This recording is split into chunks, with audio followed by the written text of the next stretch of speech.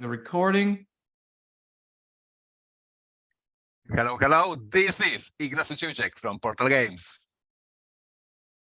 And I'm Corey Thompson from Dice Tower News, Dice Tower Now, and Dice Tower Dish. And this is the Podfather of Gaming, Stephen Bonacore. You are listening to Board Games Insider, episode 264, and we're recording this on February 8th, 2023. Board Games Insider is a proud member of the Dice Tower Network, and Board Games Insider is now coming to you not only in stereo, but like with any good home theater system, we have a third channel, a center channel, where the best vocal and speech portions of the programs come from. And this gives us more clarity in mocking Tom Vassell. Gentlemen, this is great. Our first fully three-chaired episode. Good to see you all. Good to see you. Good to be back after this 1 week break. Hello. Good morning. I can't believe you dragged me out at 6 a.m. Yeah, that is it's 6 a.m. Yes. Seriously? Oh my yes, god. It's dark outside. It is actually really hard for poor Corey to record with us, but we'll maybe figure out ways to do this better for him. But in the meantime, let's move this recording one. Well, I actually like the morning. I like giving Steven trouble as well. Maybe we'll move it by a little bit. So Ignacy, you and I will work on it because it is hard, right? This is now a 9-hour time difference between you in Poland and Corey out on the West Coast of the US. But in the meantime, before we have to talk about all these problems for our listeners, we need to talk about what's going on over at Portal Games. Over at Portal Games, we had PortalCon, our big event, almost 1,000 people this year. Lots of fun. We announced a new game from Portal Games. It's called Imperial Miners. It's in the universe of Imperial Setters, our best-selling title, but it's a brand new game designed by Tim Armstrong. You might know him from Arcana Rising, a great game from other publisher, and we are very proud to announce this game. It will be released in the fall season, so between Gen Con and Essen, depending on logistics and manufacturers and all that jazz. But we aim at the fall season this year. And yes, besides that, not looking in the future, looking what's happening right now. In February, we have two very important dates. The first date is the start of pre-orders of 51st State. So I'm talking to all of you who missed GameFound campaign, who forget to back the game. We are delivering the game to backers right now.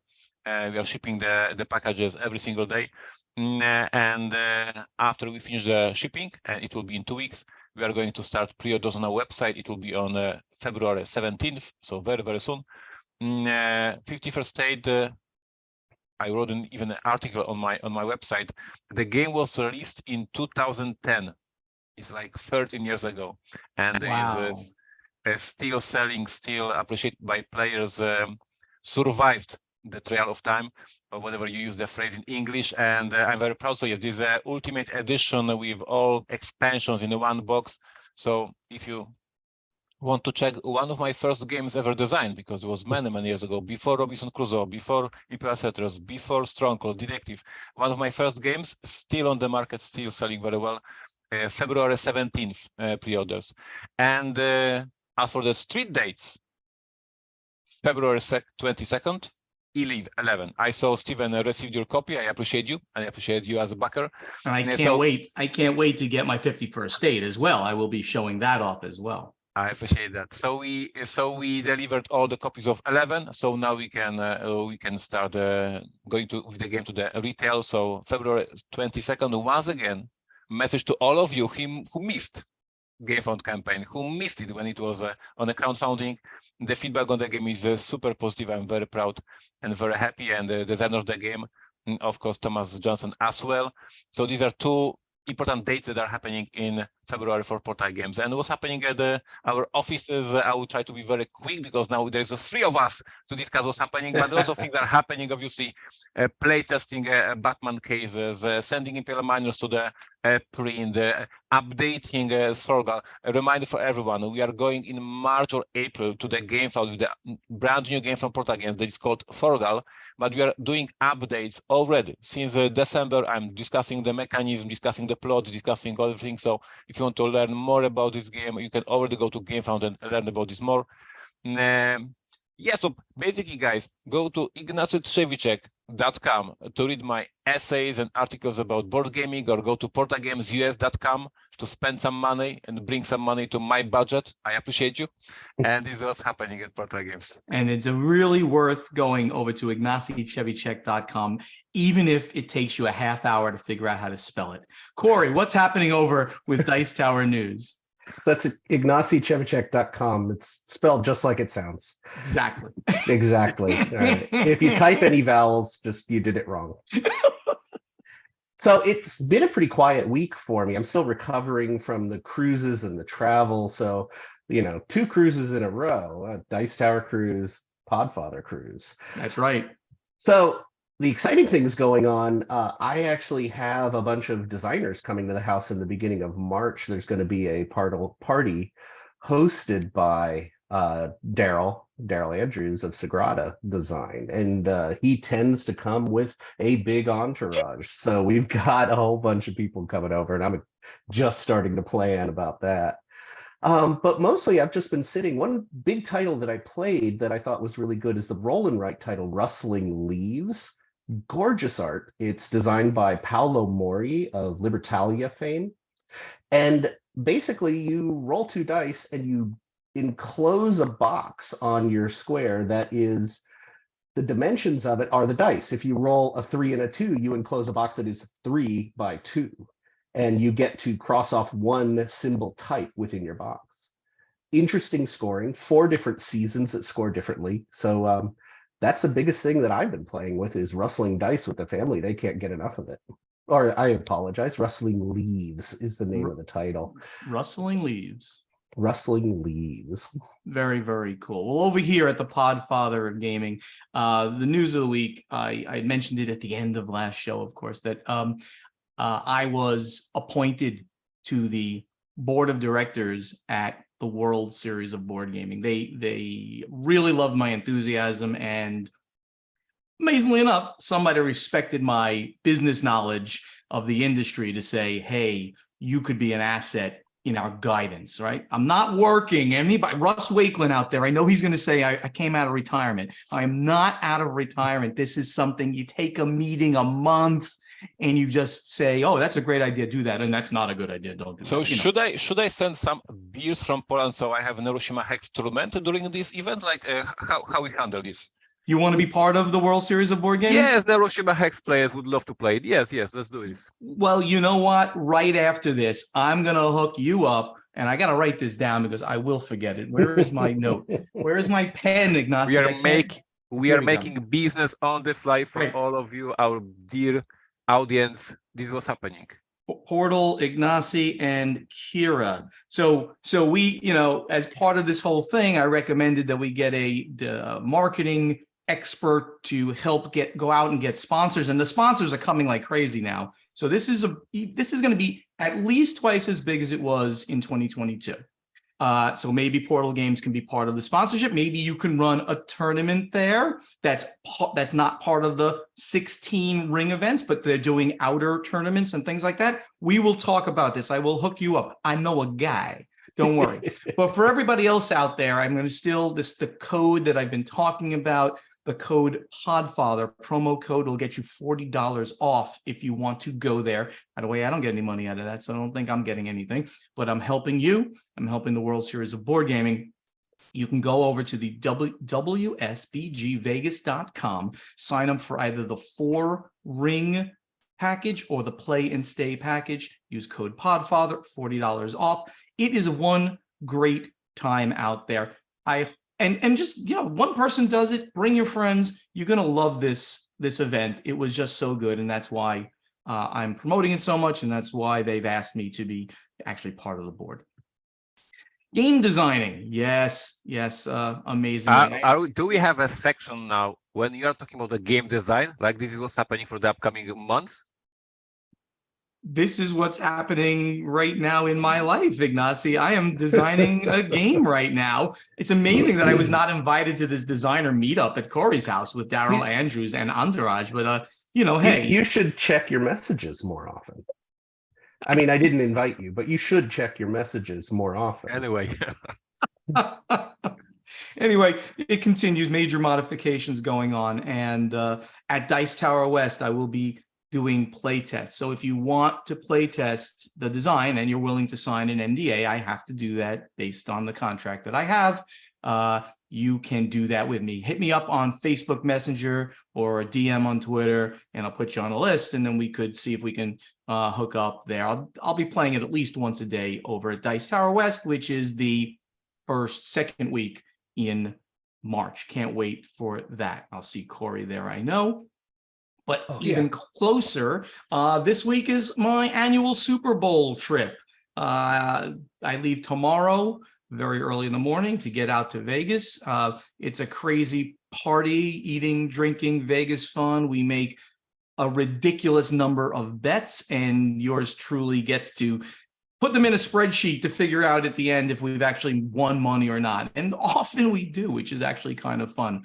My brother has a huge bet on the Eagles right now. So if he wins that, the party is going to be insane. So let's see how that goes. Meanwhile, again, I mentioned Dice Tower West. Hit me up, and we can see if we can do a play test if you'd like. Now, let's get over to the event deck. All right. So, Ignacy, in continuing in your potential to win the prediction that we'd be mentioning the OGL catastrophe for forever this year. I think you have it has to be 20 times on 20 episodes, something like that. Go ahead. Yes, you have a question. I created a professional spreadsheet. It's here, and I'm going to note every time we mention this disaster, so I'm prepared to make notes. You're prepared to make sure that you win this bet with something like 20 different episodes.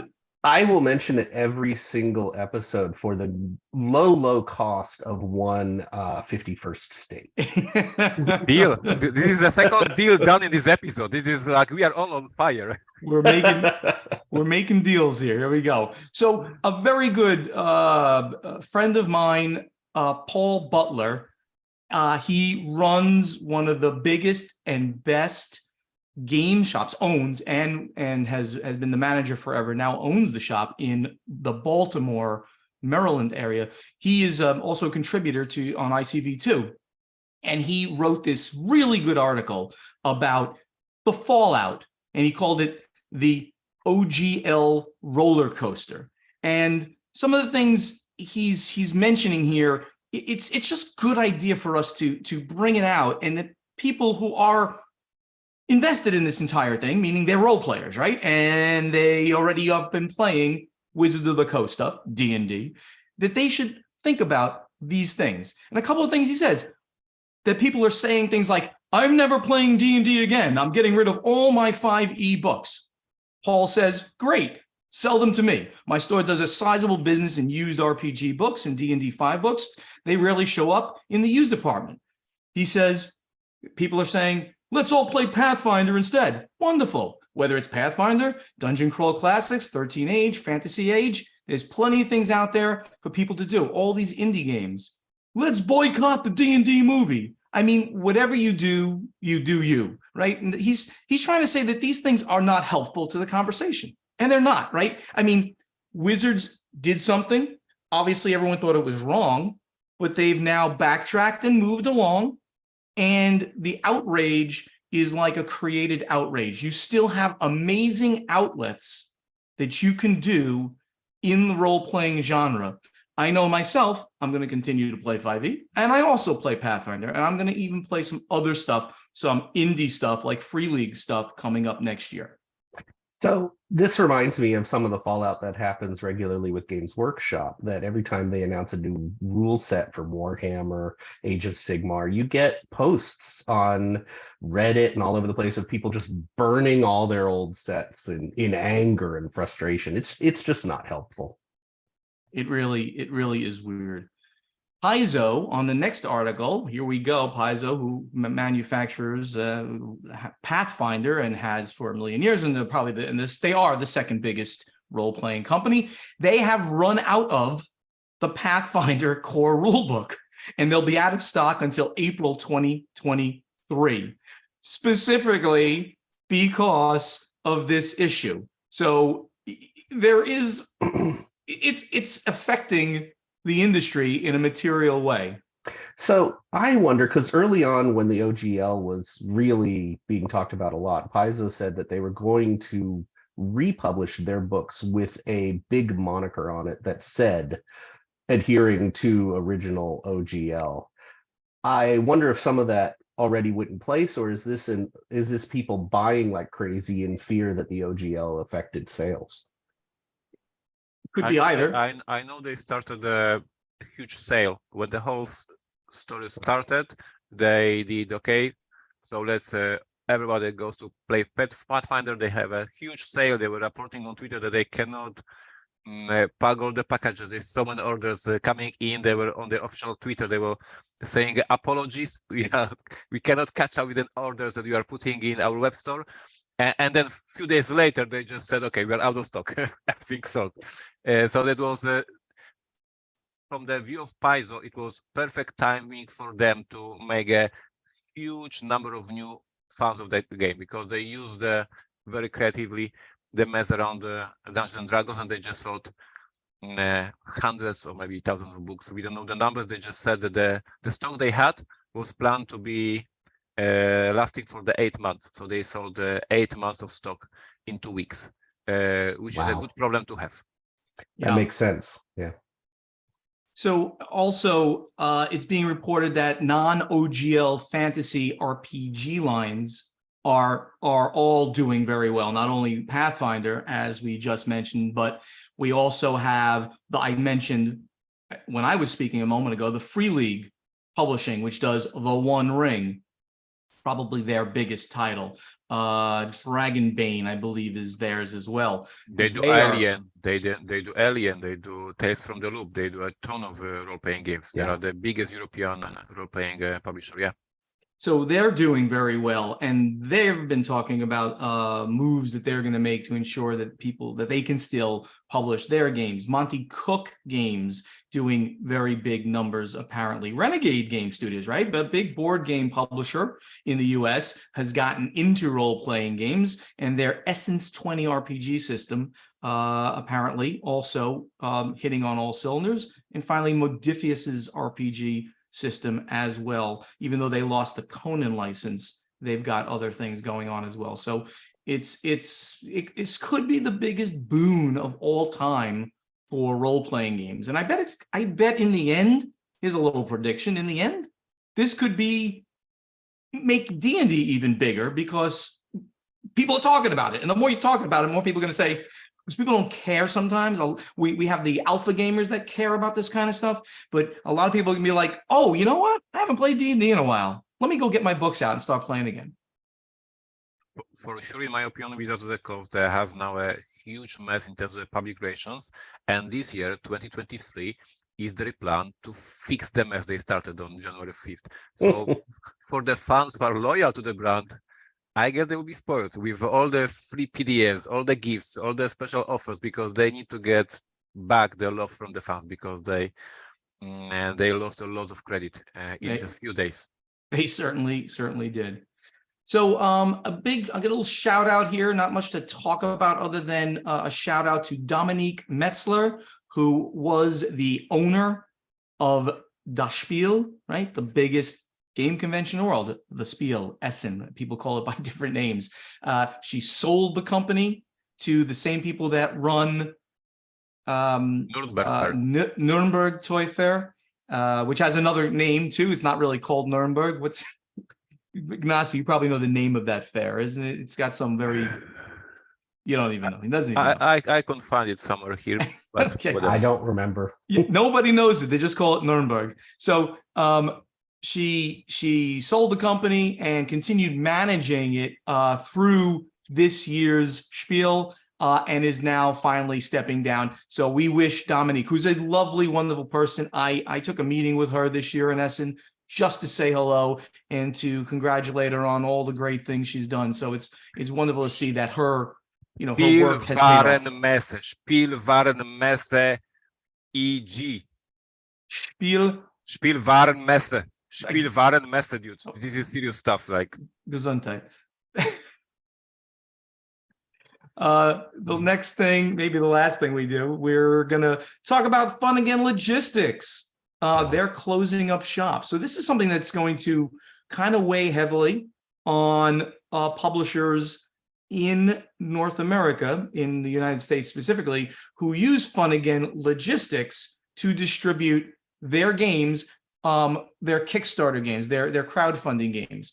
They have decided that they are closing down the shop. Fun Again Logistics is a merged company that resulted from Fun Again Fulfillment's purchase of Ship Naked and Hit Point Sales back in 2019. After a little over 3 years in business as Fun Again Logistics, the company is closing its doors on April 30th, 2023. The decision to close the business was a result of operational costs weighing on the business's ability to move forward.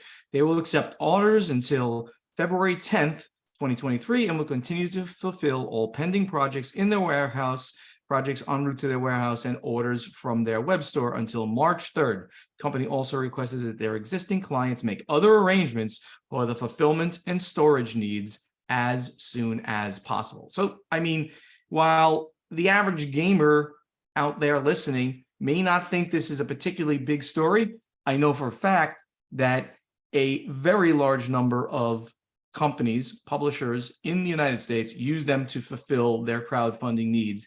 And this has now caused a scramble to figure out who's going to warehouse that stuff and who's going to fulfill it when these big, container loads, multi-container loads all hit the United States. Fun Again is one of 2 or 3 that you hear about. Most people will know it as the address label or the tracking number that you get usually comes from them. We all know Quartermaster Logistics means that you got a crowdfunding project. Fun Again is right up there. In addition, Fun Again is part of a huge company that does a whole bunch of different things, and they did want it stated that their retail business is staying open, and other aspects of Fun Again are staying open. It's just the logistics division that is shutting down. It is very interesting, and we're going to see how that plays out. We have a ton of news to continue to go through, but Ignacy, he runs this thing like a ship that's got to stay on course. So He's we're going to mean move. Guy. He's so mean.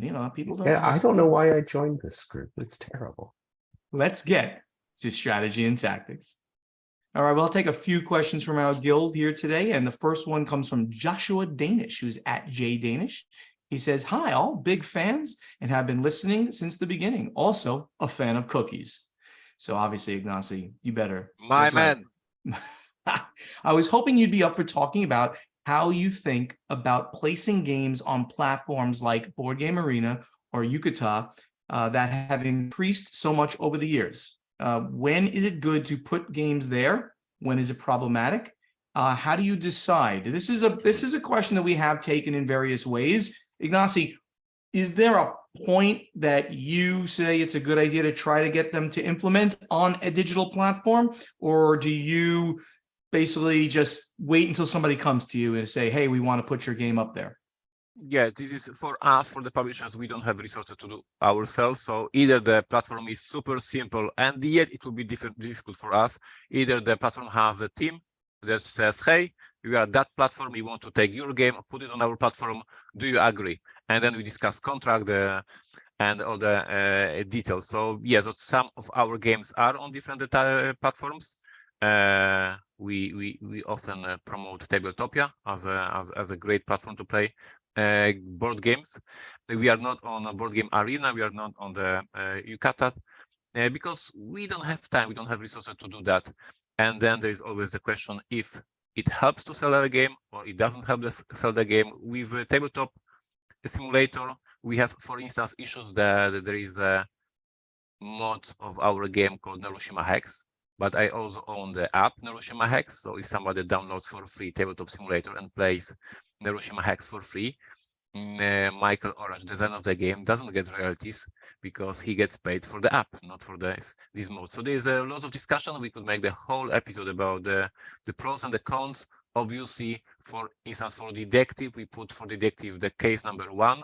If somebody plays case number 1, hopefully they want to play case number 2 and 3, and hopefully they will buy the box. So huge topic. Basically, but the bottom line is we as a publishers doesn't have a skill and resources to do that. Good answer. Peter Woken, good friend and designer. He's at Pandaware. He says, hey, BGI crew, congratulations on all these episodes. What are some non-traditional components or mechanics you'd like to see in future board games? Maybe a bake and play, bake cookies or other recipes as a game component mechanic. I know you need food certification from the FDA to sell anything edible, but I'm sure there's lots of outside the box thinking that can happen. And then what's the best way to market an untraditional game product or new market segment? Corey, you're the thinker here. By the way, Corey Thompson, we have to call him Dr. Thompson. He is an actual doctor. Now, he doesn't operate on humans, but that's okay. I mean, you know, cats and dogs need doctors too. I'm not a doctor, but I play one on television. Corey, I'm going to throw it over to you first. Because is there anything you can think of that would be like way outside the box on a component or a mechanic? This is one of the hardest questions, because if you get it right, you might give somebody a $1 million, $1 billion idea here. So go ahead. I'm signing it immediately. The third deal in the episode. Like, well, I can call back to some past weird things that people might not know about. I'm the color commentary guy, not real good on originality. So I don't know if you guys remember, in the United States, at least, there was a game in the 1970s or 80s that involved ice cubes, and your playing piece was actually an ice cube on a plastic board. And your goal was to destroy the other player's ice cubes. And you would do it by sprinkling salt on them or taking a metal washer and putting it on them. Oh, and I love it. I do remember this. It was a roll and move. I remember this. Wow. The other one, more recent, there was a little string of games with smell. And this was in the late 2010s. There were perfume-oriented games that were scratch and sniff, that you could smell the components. And the questions were always, how long will this last, and does it really work? Having said that, the one that I want to call out now is I think the Kickstarter campaign just ended, but it was Once Upon a Line. It's a French publisher, Pert & Fracas, and it's being done by Lucky Duck. And the main mechanism of that Kickstarter was scratch off, like lottery tickets. So there were large cards for each adventure campaign, and over the course of the campaign you would scratch off the silver fluffy stuff just like a lottery ticket and expose letters and words, and that's the mechanism to drive the story. So some unique ideas out there, but if I had one of my own, I think I'd go make it. Ignacy, I think you got to sign this immediately. I looked around here in the office, and literally everything that I looked at was already in the board gaming, like pencils. Yes, we have roll and write. I have magnets here. There was an amazing game with the magnets. There's so many magnets games. Magnet games. Amazing. Plastiline. How about this stapler? This stapler that I'm showing off here? I mean, you can put one of those in there. Hey, how about these great coasters from the Podfather For of Gaming? coaster, yes, FFG did a game like that back then. They were flipping them. Yeah. I don't remember that there was Wild West stuff. Do you remember the German card game Heul doch mal Mau? That was basically an aggressive take that card game, and it came with a Kleenex in case you started crying. So yeah, basically there is so many board games. Check out the database called Board Game Geek. I guess everything was already invented. Morton Monrad Pedersen, he says, and he's at Morton MDK. He thanks, first of all, Ignacy, for the work that Poland is doing to help Ukrainian refugees. Absolutely. And you yourself have done, and you know, it's still sad. He was hoping the war would be over by now. I'm just paraphrasing because it gets too depressing to actually read some of what he wrote here. But he's curious what impact that you think the war has had on the board game industry. And obviously I'm going to pitch that directly to Ignacy. And we did take a question similar to that, but with this ongoing war, which is getting wider, not better, what impact do you think this has specifically had on our hobby industry? Publishers are don't signing games for Russian market, so this is less games produced. And this is like, it was an immediate decision. Yes, nobody signing a game for the Russian publishers. Russian designers have rather difficulty now to sign the games outside their country. So we have a whole group of people who were working in our industry and now are unemployed. This is as simple as that. So this is like a huge embargo, and Russia is a big country. There was a big market. By we, I mean all of us publishers were selling a ton of games in Russia. Now we are not doing that, and we don't intend to do. Like, this is not, nobody is going to change that now. It's over in terms of Russia. You probably saw on social media, especially last year when the whole thing started, a lot of freelancers, illustrators, people who do amazing artwork, who lost their jobs immediately, and they were, living in Russia, doing artwork for American publishers, for European publishers, and then one day they are informed, you are from Russia, we don't work with you anymore, and they are suddenly out of the job. So there's a huge impact on people's lives, and they have to change their career. There's some impact on our way how we operate business in Europe, but this is what it is, and nobody's going to change that. Like, there is no way that we want to change it. Yeah, I bet that essentially, I mean, to even amplify what you're saying, the board game industry in Russia is probably crushed because their economy isn't crap. So the people aren't going to have the money to do it. The publishers aren't going to, the actual Russian publishers, and there's lots of them. The hobby world being the largest, everyone was signing hobby world games for a while. They're not going to be able to produce games, get the materials. They're not focusing on it. So in general, it's a major impact directly into that market. And of course, any games that were coming out of Russia from those publishers or the designers are just, we won't see those for years and years. On a semi-related note, what impact do you think the high inflation we're currently experiencing has had? I have a very quick and very simple answer. This year, after Portal Games is the second biggest publisher in Poland for board games. Every year from Essen, like Steven used to do, we are bringing a lot of samples, prototypes, and we are signing these games for Polish market. In this year, after Essen, we dropped most of these titles just because of the inflation of the prices. And these titles were great, good designs, but the price for the Polish market, which is, as you know, the global economy, we are not the richest country in the world, and the market is called price sensitive, right? Like expensive games don't do well in the markets like ours. So we had to cancel, to said, congratulations, it's a great game, we'd love to do it, but not with this price. And this price was just because of the inflation. So it inflicted a lot smaller markets. Some games will be not published. All interesting and true. Mike Patterson. If I can just follow up, because you guys, as our listeners, gamers, you might complain, oh my God, these games, they used to cost $50, now they are $50. They used to cost 70, now it was 70, now it's 85. You complain, you buy one beer less, and you will buy the game. But for the smaller markets in the poorer countries, this is like a deal breaker. Like they will not buy the game for the another $10 or $15 because this is already too much. And so these publishers who are selling games in the smaller markets will not do that.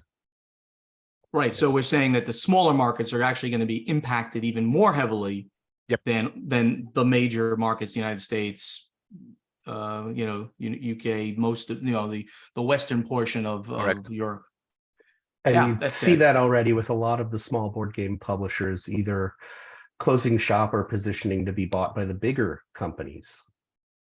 Yeah. Did we even report? I forgot if we did that, for instance, and it actually wasn't part of it. It was that Formal Ferret Games has actually declared themselves out of business. I don't know that we've reported on that. If we did, shout out to Gil Hova, who's a listener, was our original audio editor and just a great guy, good friend of mine back from my New York days. And I hope everything goes well with him. He's selling his designs out now of the company. So there are things on the negative side, even though we're in this great growth, we've talked about growth over the years, more than 10% every year for the last forever. There are negative things that are happening, and none of the current world status things going on is helping, these things. Yeah. Mike Patterson, who's at Palanar, okay.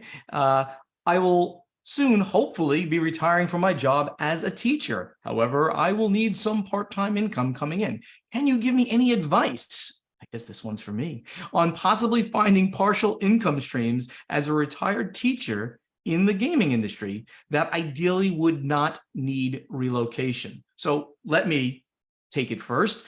There's a few ways. None of this is easy, but maybe as a retired teacher, depending on your discipline that you were teaching, maybe you could become rules editor, right? For companies. I mean, that's sort of one of the big things that companies absolutely need. And if you're a gamer already, obviously you are, if you're listening to these three nuts on this podcast, that you could get involved with a company. They send you their rules and you edit it according to style sheet. In fact, if you even go the step further and you create a style sheet for the company, you can get paid for that as well. That would be probably the number one easiest thing. There's other things, but let me pitch over to Corey. What do you got? What do you think? So just expanding on that, rules editor was actually the very first thing that entered my mind, because I am hearing constantly about companies needing someone to go over their rules. Right now, there's about 3 or 4 people who do rules as a regular job, and that's it. And they are booked for months out. The downside is that for the most part, you need to be known as a rules editor before you can be hired as a rules editor. So there's almost certainly going to be some proving period, which might be editing a little bit, showing what you can do. Yeah, exactly. You'd put together an editing resume catalog. I mean, you could even, take a game that wasn't done well and they say, this is what I would have done with this game. Maybe. Are we talking about the first Martians or what? No, I'm not pointing any fingers here, Ignacy, not at all.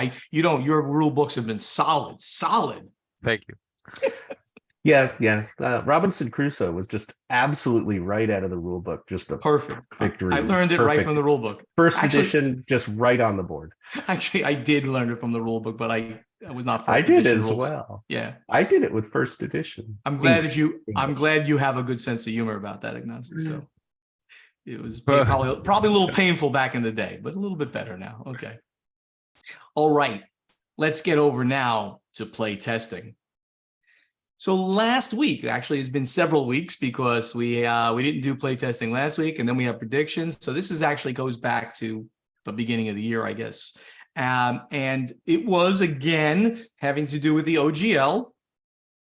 And I asked a very serious question. And it was. You got very serious answers. And I'm super eager to see what you are going to do about that, because you have seriously essays as an answer. So I'm watching you, sir, now. We're going to have to pick some things. The question was, after reading the below articles and any others that are fair and unbiased that you may have found, and I listed a bunch of articles. We put them into the thread regarding the new Wizards of the Coast OGL.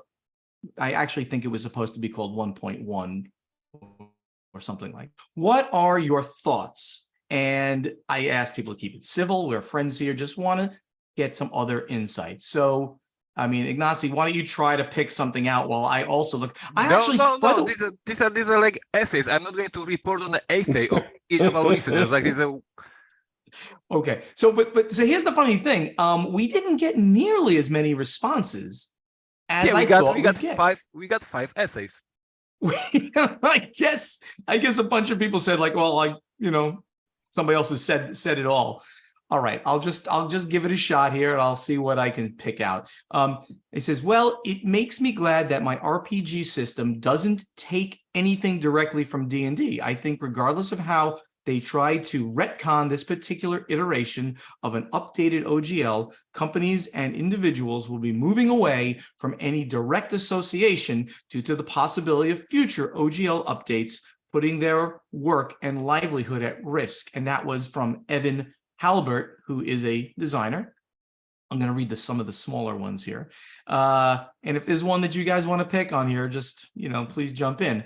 And that was an early one. Another early one was the Tabletop Game Talk podcast did a really nice look at the whole issue. So shout out to Tabletop Game Podcast, Tabletop Game Talk. I didn't really know much before listening, but found their discussion quite interesting. Hopefully you're finding us interesting too. The topic was called the D&D OGL Fiasco. You can find it lots of places where you find their podcast. So they're just directing us to go look at something else. That's fine too. Go ahead, Corey, please. Interesting response from Sean Fleury, who I have to say is one of my news writers for Dice Tower. Sean's awesome. Sean is fantastic. And he basically points out that WotC is shooting themselves in the foot, driving away third parties who are scared of these possible implications of a new OGL. And part of the popularity of WotC is being driven by third parties. So an interesting point there just on the business side of it. And this is the kind of one from Ron Graves, who said something interesting, because this kind of was my thought process too. He said, when I first read the superficial level of changes, I honestly did not see an issue. And if you remember, Corey, we actually talked about it. I'm like, why do people think the sky is falling? I use those exact words. The sky is not falling. Everyone calm the leap down. Granted, I am not making a living by creating product for the game, nor am I an investor. Once I became aware, my interest was centered around how WotC handled the situation publicly once the blowback blew up on social media. My work involves change management, something near and dear to my heart back in my IT days. So this could be a learning opportunity. And boy, was it ever. WotC did almost everything wrong once it went sideways. It stayed silent, which allowed the storm to grow unabated. Wrong. Once they did respond, they clearly fudged the truth on many issues. Wrong. And in my opinion, worst of all, no one in a position of authority appeared as the face of the company to speak to the issue. Wrong, wrong, wrong. The first messaging they released to address the issue was authored by staff writer on D&D Beyond site. WTF. Right there, they lost any hope, with me at least, of gaining back some credibility. I mean, I think that really summarizes the way that my thought process went. Yeah, I was really thrown that the official response was on D&D Beyond. Beyond, I remember as a news writer, was this independent third party that made the apps for D&D. And now all of a sudden they're the mouthpiece. And I didn't see an announcement that they would be the official communication line. This was kind of here's our response. And oh, by the way, we speak for WotC. Well, they're not longer independent. WotC did purchase them. They did purchase them last year. But still, it should be WotC sending a press release, not the D&D Beyond. Yes, yeah. Exactly. Right. Or at least you put it out widely from the CEO or the director of operations, somebody with serious authority to say, hey guys, we rolled a 1. They actually used that term, was kind of cute. We rolled a 1 here, and they came out with better things that they were doing. So yeah, we're going to continue talking about this, I have a feeling, as I just want to point out at this time, all publicity is good publicity.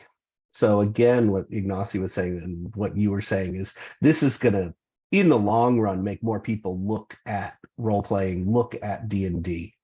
So 100% true. And it absolutely has pushed me to continue thinking more about role-playing. I'm in 2 games, 2 ongoing multi-year campaigns right now, but in my next one is probably not going to be in D&D 5. It's definitely not going to be in Pathfinder 1, sadly, because I think the rule system is just not for me. But it's keeping in my mind to say, hey, let me do something else. Let me branch out. Let me enjoy some of the independent stuff that's going on out there. I think that's where we're going, where I'm going. Ignacy, you got a question for next week? Why don't you ask the question? It's a very important question, and as always, first I need to explain what the hell is coming with this question. So my thinking is that this year we added amazing value to our podcast by Corey himself. I will be maybe not leaving the podcast, but I will be less often on the podcast. So my thinking is, if we win Golden Geek in the future years, it will be the message that with Corey we can win, but we were not able to win without the Corey. So I need to win Golden Geek Award this year for our amazing podcast before Corey improved that podcast. Right. So with that thing, I'm preparing strategy. I'm preparing a big strategy plan to finally win the Golden Geek Award. And then we can all only think that now we are even better with Corey. So our listeners, we are preparing to win this Golden Geek Award this year for 2022. So And I need your ideas. Tell us what. Oh, he changed my question. Now the question is, how are you going to help us finally win the Golden Geek Award? I improved your English. I did not change the question. I believe that's what you were trying to say. You are my chat GPT. I appreciate you. I just hope we're not doing it like the OGL, where we announce Corey's in, there's a huge backlash, and then when I leave, the podcast finally makes the Golden Geek. Whatever to get this award, Corey. Sorry. No, I get it. So guys, we are doing a brainstorming how this crazy podcast can finally win this award. We need your ideas, we need your engagement. I don't know when the voting starts, but I always remember it is like early spring, late winter. So it is time for us to build a plan. Everything clear? I think everything is very clear. So, Ignacy, normally we try to answer the question too for our fans, or I try to, right? Your question, Corey and I will try to answer it. I think that we need grassroots. We need to talk about this in our forums. We need to tweet about it. We need to Facebook it. We need to get the people that like us that are just lazy. Sorry, guys. I mean, I'm lazy, so I'm making fun of myself too. Yeah. I don't go and vote often on the Golden Geeks. You know what? I think what in sports is happening, what trainers and coaches says, when you start the whatever it is, Olympics or championship, you as a team, you need to say we are going to win. Like you need to believe it. You need to show it that you are there to win this award, and this is our mental stage this year, guys. We are going to win with your help. I've been called the Ted Lasso of board gaming, so I will motivate everybody on the team with my positive energy to go out and get us to win the Golden Geek Award for podcasting this year. This is this year. I think we need to do CGI and costumes. That's probably the best way to make the podcast win. Maybe we do some. Maybe we do some stuff. Oh, we should do some stuff around like a contest, Ignacy, too, because people really like that when we put a contest out there that has to do with this. So all these ideas. So everybody out there right now, Ignacy is going to create a thread on Board Game Geek in our guild for you to answer our question to you. So please go to our guild on BGG, find our playtesting thread with this question and post your answer to it to help us finally win the Golden Geek Award. Which number of the episode it is? 264. Awesome. Which podcast are we on here? He needs a lot of help. In the meantime, let's get over to final scoring. No. Wait. What? Because I'm not native speaker, I need to use software to help you English. So I'm using the software called Grammarly that helps me. And Grammarly just told me that your question is not correct in terms of the grammar. So just saying. How are you going to help us finally win the Golden Geek Award? What is wrong with that question? Grammarly changing into please give us a marketing plan to help us finally win. I just want to say, as a native speaker, never put Steven's lines through Grammarly. It'll just crash the system. And now we can go to the final scoring. There you go.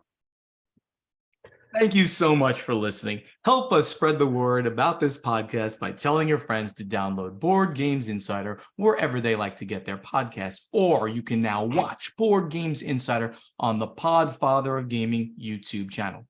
You want to be part of this podcast? You can. Just ask us questions for our strategy and tactics segment by posting them in the correct thread in our guild on Board Game Geek. And also answer our question to you from our testing segment, also by going to Board Game Geek and posting your answer in the correct thread. Check out our websites, which are Portal Games US, podfathergaming.com, dicetowerdish.com,